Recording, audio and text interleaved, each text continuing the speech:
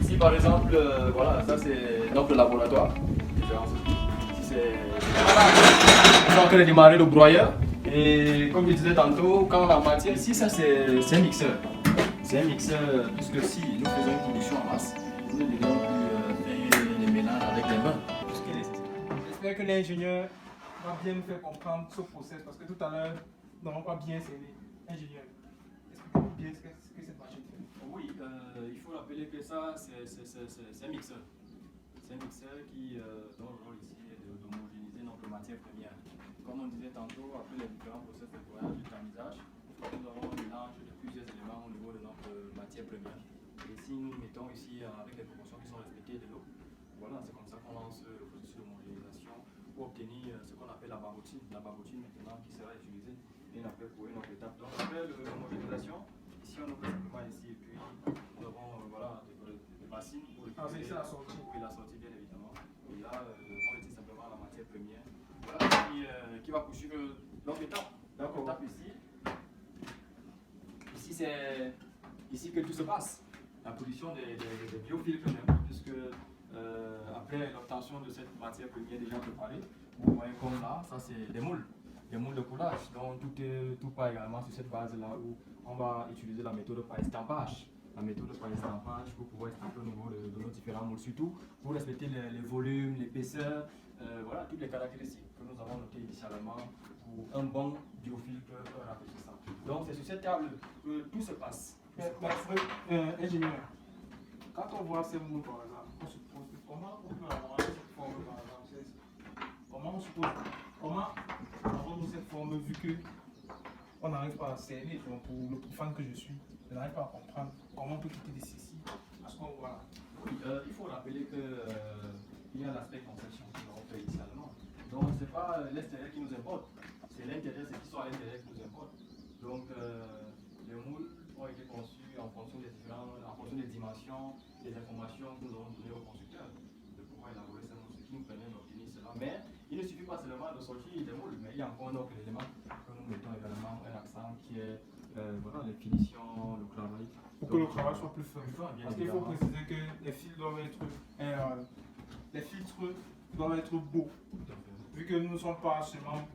On joue sur l'aspect esthétique. Voilà. Ingénieur, oui. Je crois que ici, on est sur le nerf de la guerre, on est sur le cœur même du process. Expliquez-nous. Où est-ce qu'il se passe? Ça, c'est la cheminée de comment on fume du poisson ici. Ici, c'est un four. Hein. Ici, c'est un four. Ici, c'est un four en céramique frontale, bien évidemment, qui permet de cuire également nos différents produits. Mais il faut rappeler que après cette étape de façonnage, de finition, de stampage et tout, voilà, il y a le processus de séchage. Le processus de séchage qui nous permet d'obtenir ces différents produits. Et puis, ça veut dire qu'après le démoulage, comme il est en train de faire présentement, oui, il y a un séchage. On sèche d'abord. Oui, il faut faire sécher avant qu'on ne passe au four. Pendant combien de temps? Voilà, là ça va dépendre également de la chaleur. Nous sommes en cette environnement où on oscille des températures très élevées. Donc il est impératif de pouvoir conclure dans le séchage. Donc tu ne vas pas tourner un jour fixe, mais on ne dépasse pas une marge de 5 jours et à une semaine. D'accord. Donc max une semaine, voilà, nous pouvons déjà avoir des produits qui peuvent déjà entrer sur ce four. Et là il faut rappeler que ce four, dans le volume est de 1,5 mètres cubes, pas jusqu'à plus de 1000 degrés Celsius. 1000 à 1200 degrés Celsius. Où ici nous mettons les produits bien après, qui sont cuits et qui est alimenté également par un appareil qui permet d'envoyer la chaleur à l'interne. J'ai une question. Je vais jouer l'avocat du diable. Pourquoi ne pas prendre directement les produits démoulés ou les sécher directement, sachant que tout ça doit être cuit? Pourquoi d'abord passer au séchage avant de venir? Non, pour avant de venir cuit. Vous comprenez que la céramique, c'est les étapes qu'il faut respecter. Avant d'obtenir un objet, c'est d'abord de l'art. Avant d'obtenir un objet, il y a des processus. Ça ne servira à rien de faire tout ça et puis à la fin, vous l'avez simplement parce que vous êtes pressé avec un produit. Et vous sortez de là, vous avez tout ce qui est tout est cassé. Donc il y a des différentes étapes qu'il faut respecter. Il faut d'abord extraire d'abord l'eau. Maintenant, il y a toujours de l'eau qui va revenir. Maintenant, c'est le four qui fera le reste du travail. Donc on ne peut pas directement sortir l'air non. Il faut un temps de latence qui doit nécessairement d'abord limiter l'eau qui est contenue dans les différents ports. Maintenant, continuer la cuisson pour. Présentement, quelles sont vos capacités de production? Parce qu'on voit cette ancienne ici, on peut dire que nous sommes là sur peut-être 10 à 20 mètres carrés. Quelles sont vos capacités de production?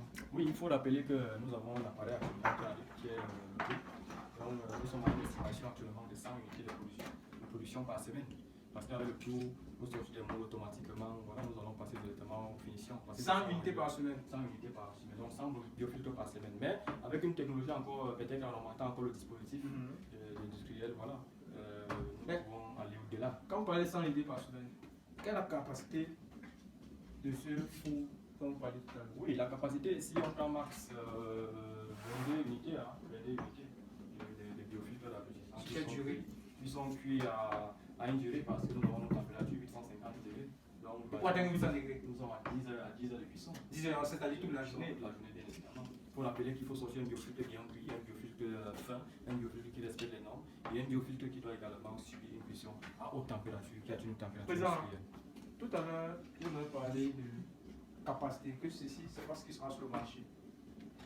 Est-ce que vous êtes capable d'introduire 22 unités de ce que vous allez produire sur le marché ici à l'intérieur? C'est la question qui m'est taraude. Bien évidemment, nous avons les différents volumes qui seront sur le marché, les volumes de 15 litres, les volumes de 17 litres, les volumes de 20 litres qui seront sur le marché, bien évidemment.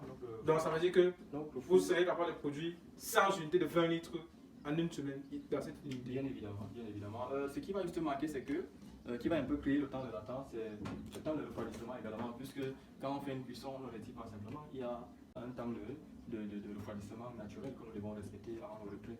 Donc on peut produire 100 unités. Ok, ingénieur, vous avez parlé de votre filtre, vous nous avez présenté les capacités vous avez présenté vos capacités de production. Maintenant, pour le profane qui veut acheter peut-être le produit demain, on pourra avoir le produit sur le marché dans combien de temps? En fait, les produits seront disponibles d'ici juin en quantité industrielle dans le marché. Ok. Parce qu'il faut rappeler qu'on n'a pas souligné au début, parce que je sais que les nombreux vont poser peut-être cette question, est-ce que le projet a déjà été protégé? Bien évidemment, le projet a été protégé à l'OAPI, au sein de l'organisation africaine de la propriété intellectuelle, dispose déjà de brevets d'invention. Donc le produit sera opérationnel, disponible en masse au mois de juin. Ok. Sur les points de distribution. Bon, si pour l'étudiant lambda ou bien pour la personne qui n'a pas assez d'argent, il veut se procurer, il peut prévoir combien pour quelle capacité? Oui, il faut rappeler que nous avons les différentes capacités, les différentes catégories. Par exemple, si on prend des filtres qui seront décorés, hein, qui auront avec une décoration culturelle, vous voyez que avec des motifs dessus. Des motifs culturels, vous voyez un peu que ça va nécessiter un peu d'effort. Et selon les coûts actuels, que nous n'avons pas encore officialisé, il faut le dire, nous allons officialiser tous les prix des différents volumes au mois de juin par un communiqué officiel de l'entreprise. Ça veut dire que nous sommes dans les dossiers de 25 à 30 à 35 000 francs CFA, mais nous sommes en train de nous battre puisqu'on valorise la matière première locale. Comment est-ce qu'on peut donner à l'étudiant lambda possible à un biofiltre à un coût même de 15 à 20 000 francs CFA? Donc, ce sont les discussions que nous avons en jeu et aussi nous sommes en train de travailler déjà pour voir déjà les toutes les charges, puisque le prix ne se définit pas simplement pour faire plaisir, mais il faut tenir compte de toutes les charges qui sont dans l'entreprise, de la masse salariale et tout, les difficultés, les charges fiscales. D'accord. Ingénieur, nous voulons vous remercier avec une dernière question. La question va se poser beaucoup plus sur si par exemple on quitte de la partie septentrionale et qu'on entre dans la zone équatoriale de notre pays au Cameroun, comment comptez-vous vous étendre vers cette partie du pays, vu que présentement nous sommes à Maroc, il faut préciser? Oui, il faut rappeler qu'ici dans le Grand Nord, nous avons une production qui est déjà assez énorme, nous avons une demande qui est déjà assez énorme. Donc notre enjeu c'est de pouvoir d'abord satisfaire la demande locale, puisque on ne peut pas, puisqu'il faut les moyens qui dit satisfaire la demande locale du côté de Yaoundé Douala, c'est optimiser en termes d'équipement, en termes de production. Il est bien vrai, les équipements que nous disposons nous permettent de produire en masse, mais nous ne pouvons pas, selon les moyens, selon l'hypothèse minimale aussi, essayer de déployer. Mais dans la vision des choses, nous sommes en train de voir dans les fonds que nous avons lancés pour une filiale du côté de Yaoundé pour satisfaire le Grand Sud. Mais nous avons bataillé à notre niveau pour que le Grand Sud doit également bénéficier des biofiltres, puisque la main liste que nous disposons de plus de 500 personnes qui attendent le produit actuellement. Nous avons le Grand Sud, nous avons vraiment quelques personnalités qui attendent vraiment la solution pour. D'accord. Nous aimerions aussi solliciter tous nos chers abonnés et nos nouveaux abonnés. S'il vous plaît, allez s'abonner sur ces pages, Biowatasa Service et tous ces différents réseaux sociaux, LinkedIn, Facebook et consorts. Bon, ingénieur, nous vous remercions et on espère vous revoir lors du lancement officiel de Biowatasa.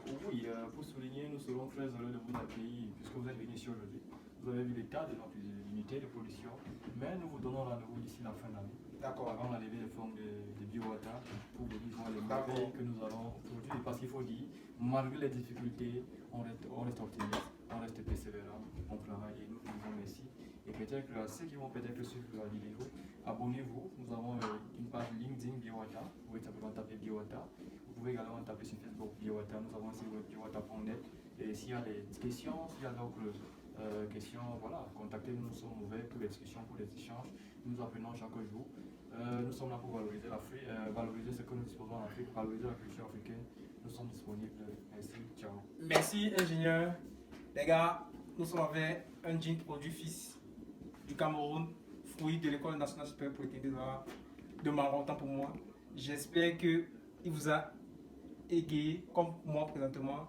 On se retrouve dans l'une de nos prochaines vidéos. Merci.